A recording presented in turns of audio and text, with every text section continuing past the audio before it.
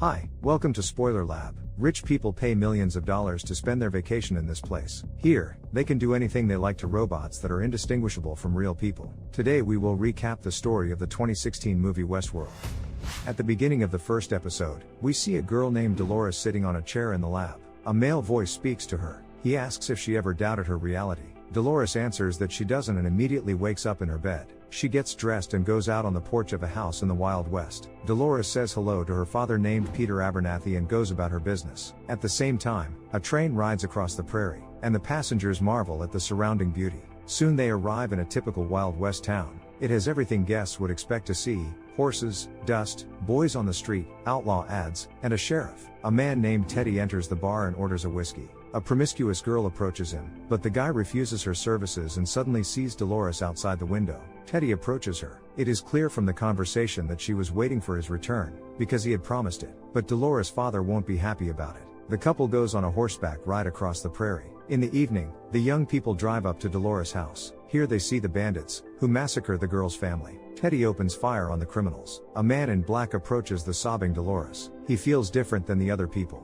The man in black has experienced this scene many times and knows exactly what will happen next. Teddy starts shooting at the man, but the bullets don't hurt him. The strange man says that Teddy can never overpower him, because the guy is only made to entertain visitors. Teddy fails, and the man in black drags the screaming Dolores into the barn. The man likes her resistance. He says that's what he's paying for. The man in black shoots Teddy, who rushes to her aid. He falls to the ground, and this is when Dolores wakes up in her bed again. She remembers nothing of recent events. Alive and unharmed, Teddy wakes up on the train. He doesn't remember anything either and is coming into the town again. The scenery zooms out, and it becomes apparent that Wild West World is a mock-up. It is located in a laboratory where androids, or hosts, indistinguishable from humans are created. Here they also create android animals and train them. Real people for a tidy sum can get into Westworld and find entertainment to their liking. In this world populated by androids, they are allowed any liberties. Two scientists, Bernard and Elsie, observe an android girl. The scientists understand that the android has new gestures and memory that should not be there. This means that the head of the project, Ford, has again introduced something new to the program.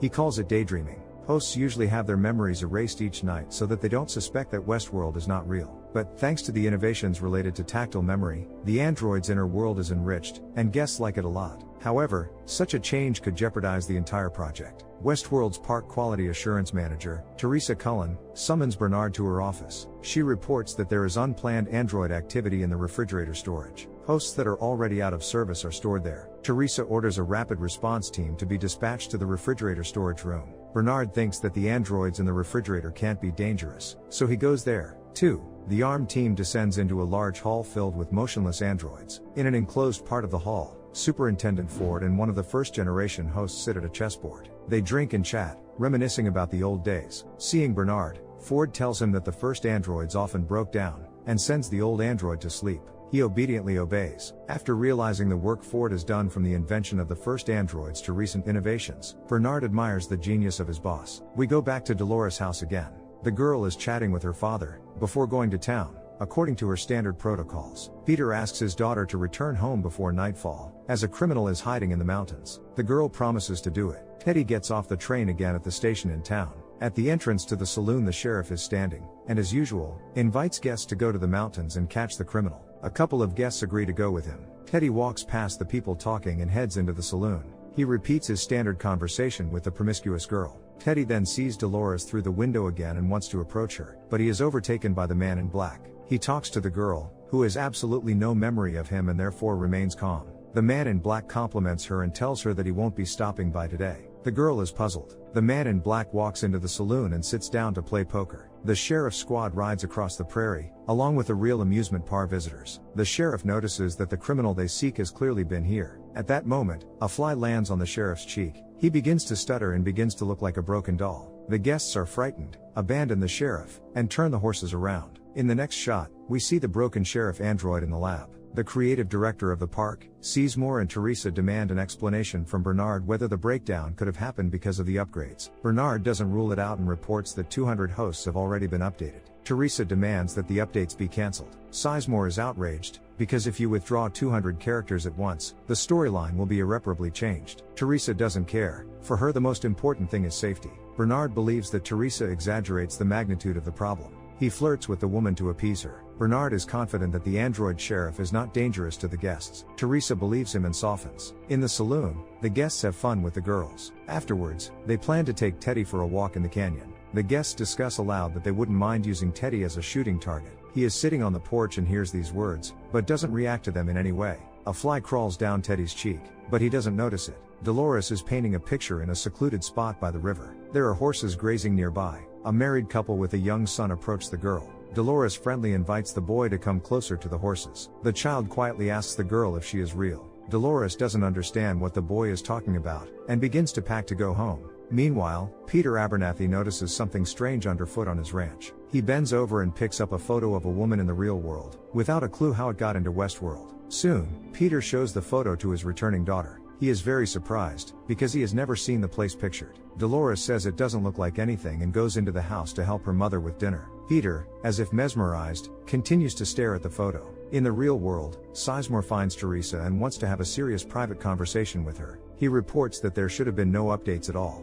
Ford and Bernard are making the androids more and more lifelike, although according to the story script this is not necessary. Sizemore believes it is time to remove Ford from the company. Teresa shares his ideas, but doesn't voice her opinion all the way, thinking Sizemore is stupid. Bernard manages to fix the sheriff. At this point, an alarmed Elsie reports that one of the androids in the park is behaving inappropriately, scaring guests. The team immediately goes to the park and subdues the feral host. Teresa once again voices her displeasure with the updates. She believes that androids should not improvise. The woman demands that all innovations be removed. Ford will not be happy with this news, so it is up to Bernard to tell his boss. He finds Ford overseeing the creation of a new android and reports on the mistakes made. Ford says that man is also a big mistake. Humans broke the laws of evolution. They began to save the weak, to heal the hopeless. This means that people are all done. They will not be able to develop further. Meanwhile, the man in black brings the dealer of the local casino to the desert and interrogates him about where the secret levels of the park are located. After refusing to answer, the man in black conducts some special manipulation on the dealer and receives a card, which depicts a labyrinth. In the morning, as usual, Dolores comes out on the porch and greets her father, but Peter is still looking at the picture. He begins to speak in riddles. Suddenly, Peter quite deliberately tells the girl that she must leave, for hell is empty, and the devils are all here. He whispers something in her ear. The girl immediately goes to see the doctor in town and meets Teddy. Dolores asks him to go with her because Peter is very sick. The couple goes silent at the sight of a group of riders with scarves over their faces. This is the gang of the elusive Hector, the very bandit the sheriff was looking for. Everything happening in the laboratory is closely watched by employees of the corporation. This is a new plot developed by Sizemore. The criminal gets rid of the sheriff and enters the saloon, clutching the end of a rope in his hands. The other end of it is tied to his horse. Teddy and Dolores hide from the shots being fired, but the girl wants to get back to her father, so they leave their shelter. Teddy gets hurt. Dolores sobs beside him, and Teddy starts repeating his standard lines. The bandits on the second floor of the saloon tie a rope around the safe and throw it over the railing. Upon hearing the whistle, Hector's horse rushes off, dragging the safe behind him. Hector tears the announcement of his capture off the wall. He starts making a speech, but one of the guests shoots Hector and his accomplice. Seeing that, the guest and his wife feel indescribable delight and want to be photographed with the bandits. After the firefight, the staff decides to take away the broken androids in order to cancel their upgrades. Dolores leaves Teddy in despair. Suddenly, Elsie comes up to the girl and shuts her down with a phrase. Then Elsie summons the staff to pick up Teddy and Dolores. The hosts are carried out on gurneys. Bernard informs Teresa that most of the androids are perfectly fine, except for Peter Abernathy. Security Chief Stubbs turns Dolores on. The girl is scared. She is not acting like herself. Stubbs asks her about her father and the photograph. Dolores explains that her father was just scared. Teresa says that Peter should be turned off, because he has learned more than he should have as an android. But Ford thinks it's better to find out how he did it first. At this time, the Abernathy ranch is being investigated, with people walking around with flashlights and in uniforms. They hide the found photo in a plastic bag. Bernard reports that he ran a full diagnostic on Peter Abernathy, but never determined why the failure occurred. Dr. Ford asks Peter to download the past configuration settings. Peter comes to his senses and begins to talk about his daily activities at the ranch. He remembers his daughter Dolores fondly. She is the most important thing to him, and he must protect her. Peter starts getting confused again, repeating, "My daughter has to get out. She has to be warned." It seems to Bernard that this is no longer just a glitch, but an independent behavior. Peter says he wants to meet the creator. He intends to exact violent revenge. He grabs Dr. Ford by the shoulders. Security shuts him down, and Teresa demands an explanation. Bernard says they didn't program this behavior, and only Dr. Ford probably knows the truth. Once upon a time, this host played the role of a professor from a horror story. He led a group of occultists and liked to quote Shakespeare. Bernard suggests that it was the daydreaming that opened access to fragments of previous memories. The doctor tries to calm the team down. In the next section, Stubbs continues talking to Dolores. The girl admits that her father whispered a Shakespeare's phrase in her ear, "Raging feelings have a violent end." In the following shots, Dolores wakes up in her bed, starting her usual cycle. She says hello to her father, who is already played by another host. But Dolores doesn't notice it, because her memory has been refreshed. Teddy wakes up on the train, beginning his new cycle. The man in black looks at the map of the labyrinth, then mounts a horse and sets off into the desert. Dolores looks around and smiles. A fly landed on her neck. Dolores slaps the fly with her hand. This is where the first episode ends. At the beginning of the second episode, two men, real people, arrive at a modern train station, where they are greeted by androids in white robes. William is engaged to Logan's sister and works with him in the same company. Logan brought a friend to have fun, because anything is possible in the world of the Wild West. One of the android girls named Angelica leads William into a room where models of Western-style clothing and all sorts of weapons are collected. A girl gives a guy some signs of attention. William wonders if she is real. Angelica replies, "If you can't tell the difference, does it really matter?" Elsie tries to find out what happened to Peter Abernathy after all. She has reviewed his programming many times and has noticed that Peter acts on his own, as if deliberately. Elsie assumes that Ford's additions to the updates were the cause, and asks permission to check on Dolores again. She suggests that this might be contagious, but Bernard says the girl has been checked and cleaned up.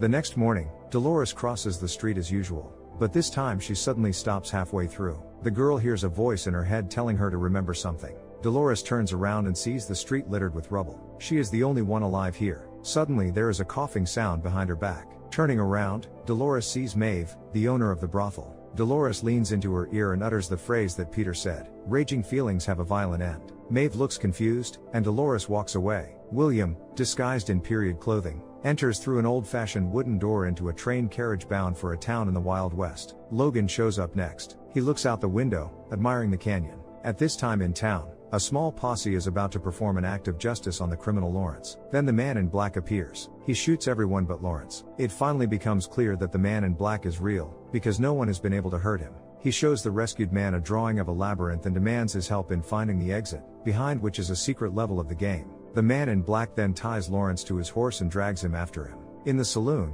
Maeve gives her standard welcome speech to the new guests. Suddenly, memories of an Indian attack are awakening in her mind. She is dressed as a farmer and has a daughter. Maeve falls into a stupor and finds herself in the control center. She behaves as usual. The scientists do not understand what is wrong with her. Dr. Ford and Bernard observe the production and discuss the problems that have arisen. Bernard believes that a single picture is not enough to influence Peter. Clearly there was something else, perhaps a sabotage? Has anyone else joined their games? In the meantime, a train arrives at the park, from which Logan and William get off. They walk through town, see a Federation soldier recruiting volunteers for the army, cowboys, and ladies in period dresses. William is delighted. He couldn't even have guessed how believable it would be. Then William sees Dolores. She comes out of the shop and packs her travel bags. When she sees her reflection in the glass, she freezes for some reason. A voice is heard, inviting her to turn on. In the next shot, we see Dolores already in the center with Bernard. He wonders if she remembers their last conversation. The girl says yes and states that she has never told anyone about him. Bernard and Dolores obviously have some kind of secret. The man sees something unusual in her that he personally finds amazing, yet others may think otherwise. Bernard tells Dolores to turn off the event log and confirm that she erased this conversation. The girl confirms and heads back to the park. Maeve returns to the saloon and once again gives her standard speech to her next guest. Suddenly, she sees a memory related to the Indians again. Maeve looks at her hand and remembers how the girl's hand was holding onto it. Sitting next to her, Teddy asks if she's okay.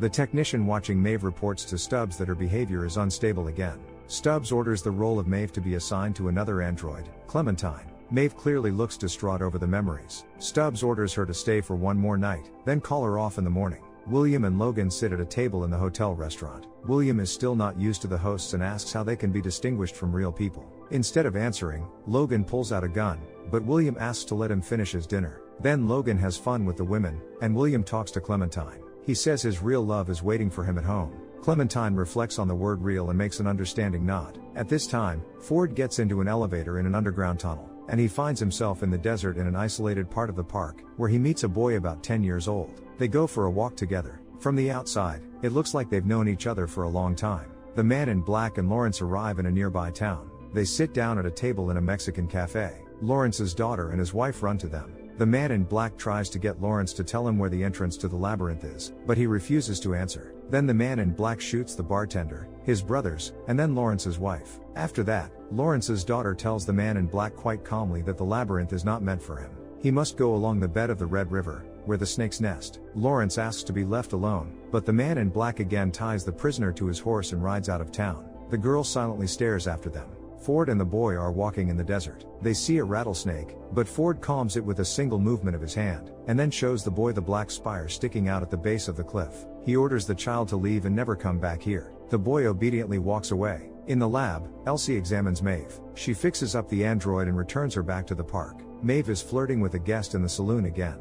Elsie's corrections helped, and she's back in shape. Teddy and Maeve are having a conversation when one of the guests suddenly shoots the guy. Maeve doesn't like it. Later, when she returns home, she goes to bed. She has a dream in which she and her daughter are on a farm. Soon the nightmare of the Indian attack begins again. Mother and daughter run into the house. Maeve grabs her gun and prepares to shoot back, but behind the door that opens is not an Indian, but the man in black. Maeve tries to shoot him, but to no avail. After that, she wakes up on the lab table. 2 technicians are performing an operation on her. Seeing Maeve come to her senses, the guys get scared and try to take control of the situation. Maeve grabs a scalpel and drives them away, then runs out into the hallway, holding her stomach. She ends up in the part of the complex where damaged hosts are repaired. Behind the glass, Maeve sees Teddy motionless. While she is looking at him, the technicians come up behind her and shut her down with a shot. They must conceal the fact of her disobedience. At night, Dolores wakes up in her bed. She comes out of the house, walks into the yard, kneels down and digs a gun out of the ground. There is a presentation at the center of the new story, called Odyssey on the Red River. When Sizemore finishes his story, there is applause, but Ford doesn't see the point and criticizes Sizemore. The boss says guests are not visiting the park for tasteless stories. They want a story in which they see themselves in a new role. Then we see William pick up a fallen jar and hands it to Dolores. The girl's face looks like she was hoping to see someone else. Ford and Bernard go to the park. The director shows Bernard the Black Spire and tells him that a new storyline will develop from here, which the management, and more importantly, the guests, are sure to enjoy.